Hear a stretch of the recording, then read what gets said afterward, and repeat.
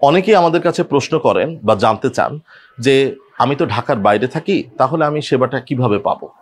দেখুন, আপনাদের কোনো চিন্তা করার কিছু নেই।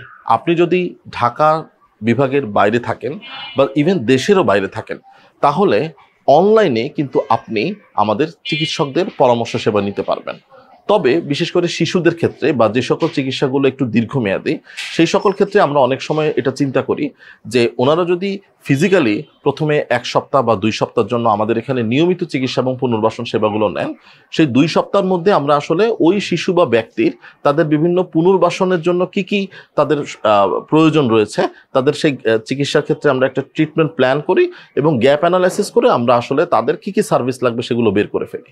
তারপরে সমন্বিতভাবে আমাদের বিশেষজ্ঞ থেরাপিস্ট, চিকিৎসক এবং পুনর্বাসন স্বাস্থ্যসেবা যারা প্রদান করেন তাদের মাধ্যমে আমরা তাকে ট্রিটমেন্টটা প্রোভাইড করি এবং ওই 15 দিনের ট্রিটমেন্টের পরে আমরা কিন্তু ওই শিশুটা বা ওই ব্যক্তির সম্পর্কে কিন্তু আমাদের একটা ধারণা তৈরি হয় এবং তার ব্যাপারে একটা প্রগনোসিস করা যায় এবং সেই অনুযায়ী কিন্তু আমরা পরবর্তীতে অনলাইনে, তিনি দেশের বাইরে থাকুক আর ঢাকার বাইরে থাকুক, উনি কিন্তু আমাদের অনলাইনেই পরামর্শ নিতে পারেন আমাদের চিকিৎসকদের।